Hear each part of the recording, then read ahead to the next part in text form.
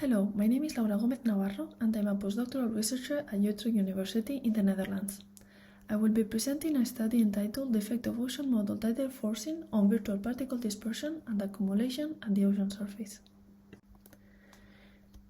Here we can see the outputs of surface particle trajectories affected using two ocean simulations, one without and the other with tidal forcing.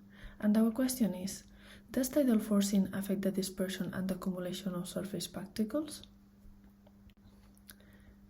Knowing the impact of tidal forcing on surface dispersion and accumulation is important to trace plastics, oil spills, and algae such as sargassum.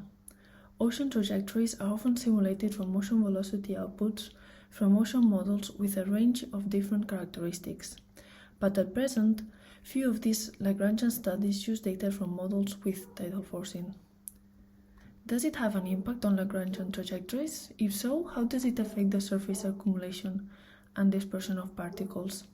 Here we focus on investigating the impacts of tidal forcing and not the physical processes behind them. The dynamics at the fine scales are very complex, especially the interaction between balance and unbalanced motions like eddies and interlar waves. Okay, so why focus on tidal forcing? Sterl et al. 2020 found that barotropic tidal currents have little impact on the transport and accumulation of floating microplastic. But what about the effects of the internal gravity waves generated and the interaction with the eddy field? Previous studies have found that when internal waves are present, there is higher energy at the fine scales, considered here below 100 kilometers, and then they can affect the eddy field. Therefore, we focus on a region with a high internal wave signal, the Azores Islands. The Azores Islands are located in the North Atlantic here. Internal waves have been detected in this region in different sources of data. One of them is from ocean model outputs like HICOM25 shown here. In this figure from Savage et al. 2017, we can see their signal reflected in the global semidiurnal steric SSH variance. The area around the Azores Islands is one of the regions with the highest values in the North Atlantic. The signal of internal waves has also been detected in this region in satellite images like these ones. Internal waves observations are expected especially during the Northern Hemisphere summer, June to September, when solar heating produces a seasonal thermocline in the North Atlantic. In this study, we use a high-resolution ocean general circulation model, the extended North Atlantic model at 1/60th of a degree resolution. This model is perfect to study the effect of tidal forcing, as it is a twin simulation without and with tidal forcing. It also has a spatial resolution of approximately 1 kilometer, hourly outputs, and covers the North Atlantic region, shown here, also with the Mediterranean, Black Sea, and Gulf of Mexico. And I will now show you an animation of surface vorticity for both simulations. On the left are the outputs of the simulation without tidal forcing, and on the right with. The simulation starts on March, and first of all we can observe all the fine-scale features this simulation results and permits. Most interestingly, we can see the high-frequency signal that appears in the tidal simulation, and how it is impacting the eddies present. If we now advance the simulation to June, these high-frequency motions are even more noticeable. So, the differences here are clear, but will they impact the dispersion and accumulation of surface particles? To answer this, we use the ocean parcel framework to simulate the trajectories of surface particles. A first-order Runge-Kutta scheme is used with a runtime time step of 5 minutes. Approximately 100,000 particles are released with a 0.04 degree regular spacing covering all the domains shown here in the black box in the right. It is a compromise between representation of the structures present and computational costs. Particles are advected monthly, during Ian et al. 60's 1 year of available data. Lastly, particles will leave the domain, the black box, are deleted. The red subregion will be shown later for some diagnostics. Here we can see the results of the Lagrangian simulations for June for the non-tidal velocity outputs on the left and the tidal on the right.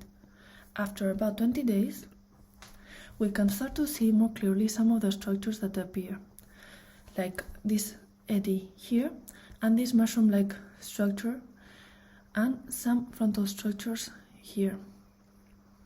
But let's try to retrieve some information on the dispersion and accumulation of the particles.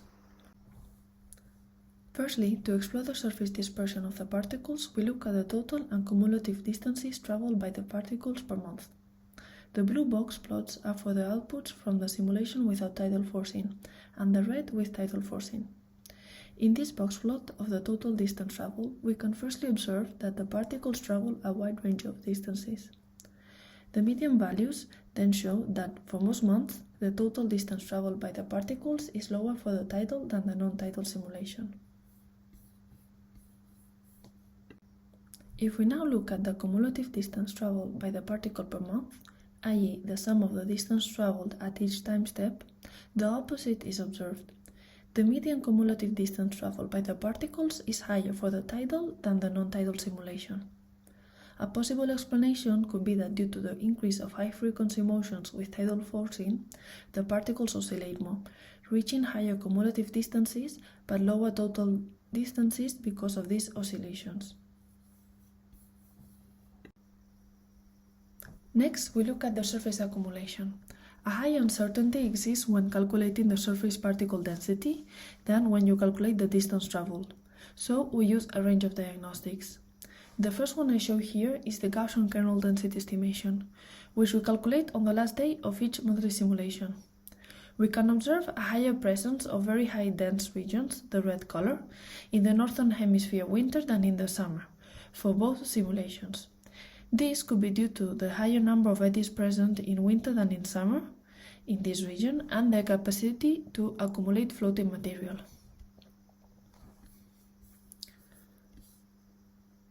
We can also observe that this summer-winter difference is lower in the tidally than in the non-tidally forced simulation.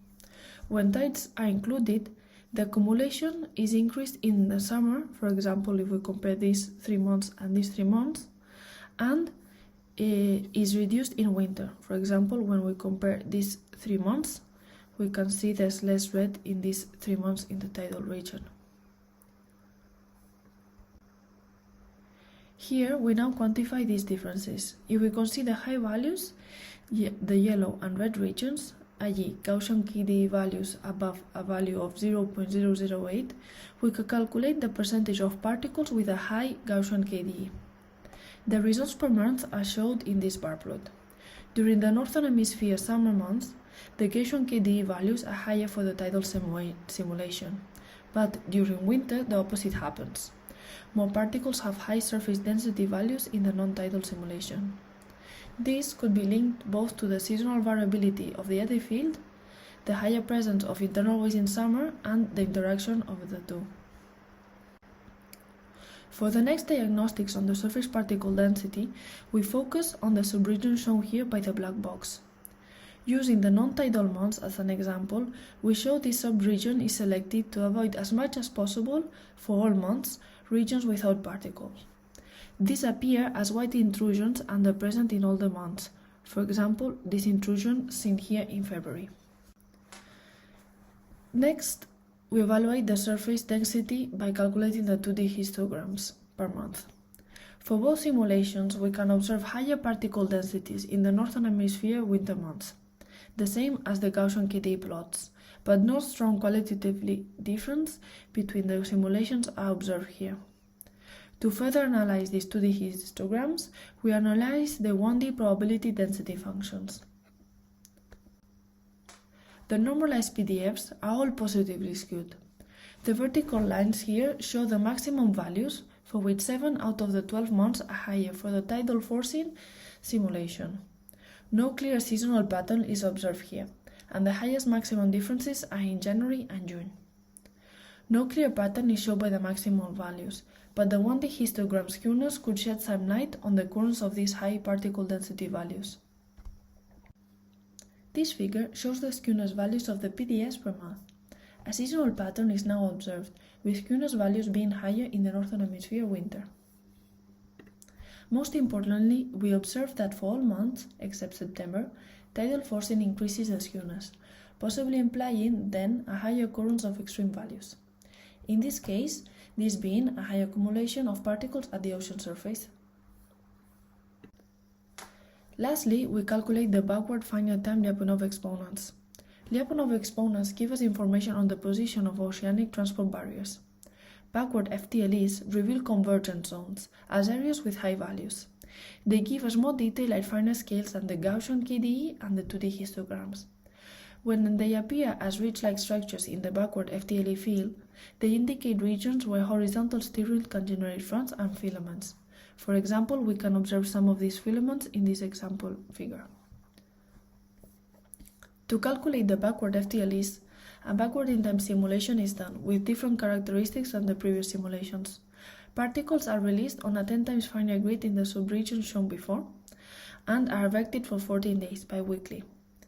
These characteristics of this new simulation allow a better identification of the structures present in the backward FTLE without introducing artifacts. They also have a lower uncertainty in the calculation and reduce the computational costs. These figures show the backward FTLE on the first of each month. Again, on the left we can see the results for the non-tidal and on the right for the tidal simulation. Already some qualitative observations can be made. The backward FTLE non-tidal fields show some eddies clearly here, but they are no longer observed and defined so clearly in the tidal simulation. Moreover, very fine-scale structures are observed between March and May, and with tidal forcing they seem noisier and with higher backward FTLE values. If we quantify these differences by calculating the percentage of particles with high values, we find that for the Northern Hemisphere summer and autumn months, here, the non-tidal outputs show higher values than the tidal values. During winter and spring, the opposite happens. The seasonality changes observed in the high backward FTLE values for the tidal simulations are larger than for the non-tidal. Lastly, the backward FTLE 1D histogram is positively skewed too, and also shows higher values with tidal forcing for most of the months. So, in conclusion, we observe an impact of tidal forcing both on the distances traveled by the particles and their surface accumulation. We find lower total distances and higher cumulative monthly distances traveled when tidal forcing is included. Also, the surface accumulation shows differences when tidal forcing is considered. These vary seasonally and depend on the diagnostic used. The Gaussian KDE reflects more the mesoscale dynamics, while the backward FTLE the finer scales. Tidal forcing also affects the skewness of the particle density histograms, making them more positively skewed. This first result showed that it is important to consider ocean general circulation models with tidal forcing when simulating surface particle trajectories in this region. Further work is thus necessary to quantify this effect in other regions and during longer time periods, also to better understand the physical processes behind the impacts of tidal forcing on particle trajectories.